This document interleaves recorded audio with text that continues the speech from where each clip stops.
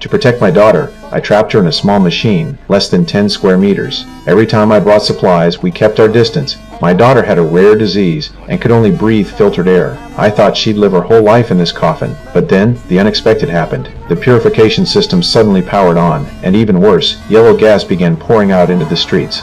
Anyone who inhaled it collapsed. I walked down the street confused, but before I could take more than a few steps, a larger wave of gas rushed toward me.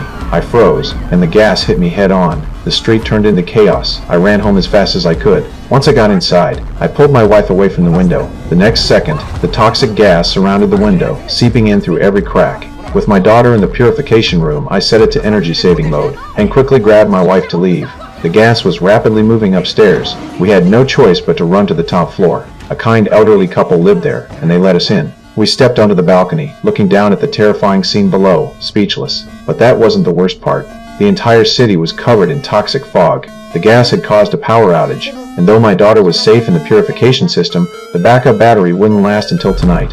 I decided to take the risk and go downstairs to change the battery. I carefully tested the air. The gas was invisible and odorless, but deadly. Changing the battery would take over 10 minutes, which most people wouldn't survive. I suddenly remembered an elderly man downstairs who always kept oxygen tanks in his house. For my daughter, I decided to climb down using the water pipes. Before entering the toxic fog, I took a deep breath, holding it in, and quickly made it to the target floor. I broke through a window and entered the elderly man's home. Just as I was about to search, I saw the elderly man lying on the floor, but he was already dead. I didn't have time to feel sorrow because I was running out of air. Even worse, the oxygen tank he usually carried with him was nowhere to be found. I panicked, grabbing a flashlight and searching everywhere, but couldn't find it. Just as I was about to suffocate, I found the oxygen tank in the corner.